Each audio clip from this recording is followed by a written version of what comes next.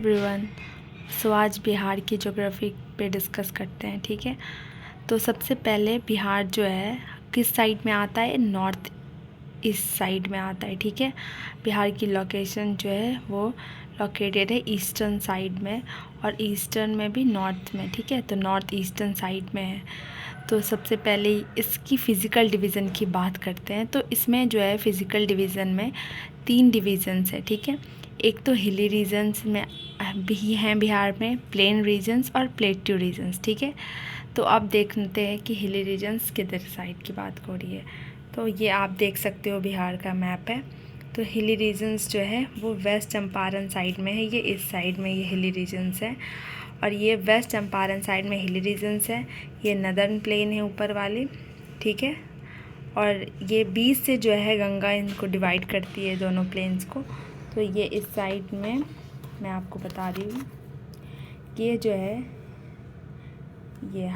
ये जो है ये नदर प्लेन्स है, ये है सदर्न प्लेन्स है गंगा का, और ये जो है हिली रीजन्स है, हिली और तराई रीजन्स है। और बिहार में प्लेट्यू वाली साइड है, ये जो झारखंड से शेयर करती है बॉर्डर, ठीक है। तो ये प्लेट्यू वाली साइड हो गई। ये नदर्न प्लेन्स है, प्लेन्स में 2 डिवीज़न्स है, नदर्न प्लेन और सदर्न प्लेन, ठीक है। ये वाले रीजन बीच में गंगा का फ्लो है, तो गंगा डिवाइड करती है। और एक प्लेट्यू वाली डिवीज़न्स आ गए, तो ये हो गया, ये झारखंड से जो बॉर्डर शेयर करती है। तो डिवीज़न्स देखते हैं। तो हिली और तराई रीजन्स है, जहाँ पे सोमेश्वर रेंज है, रामनगर दून है, दून वैली है। फिर प्लेन्स की डिवीज़न में है नदर्न गंगेटिक प्लेन और सदर्न गंगेटिक प्लेन। और प्लेट्यू में आता है धारवाड़ रॉक और विंध्याचल। तो अब समझते कहाँ की बात हो रही है। देखिए, सबसे पहले तराई का डिवीज़न देखते। तराई ये इस वाले रीजन्स में आता है, जो कि नेपाल से बॉर्डर शेयर करता है, ठीक है। तो इसमें 3 रेंजेस आते हैं, हिली पार्ट में 3 रेंजेस आते हैं। पहला आता है सोमेश्वर रेंज, फिर आता है रामनगर दून, और सोमेश्वर रेंज और रामनगर दून के बीच में आता है दून वैली, ठीक है। तो सोमेश्वर रेंज और रामनगर दून के बीच में आता है दून वैली, ठीक है। सोमेश्वर रेंज जो है, और यहीं पे ये जो है हाईएस्ट पीक है बिहार का, ठीक है। वो हाईएस्ट पीक है बिहार का, और इसका एक्सटेंशन जो है ये सोमेश्वर का, वो क्या कहते हैं उसका, तो वो त्रिवेणी कनाल से बिखना थोड़ी पास तक सोमेश्वर रेंज का एक्सटेंशन है। और इसी में सोमेश्वर हिल पाया जाता है, जो कि हाईएस्ट पीक है पूरे बिहार का, और उसकी क्या है वो हाइट 874 मीटर के अराउंड है, ठीक है। तो और आते हैं रामनगर दून की बात, ठीक है।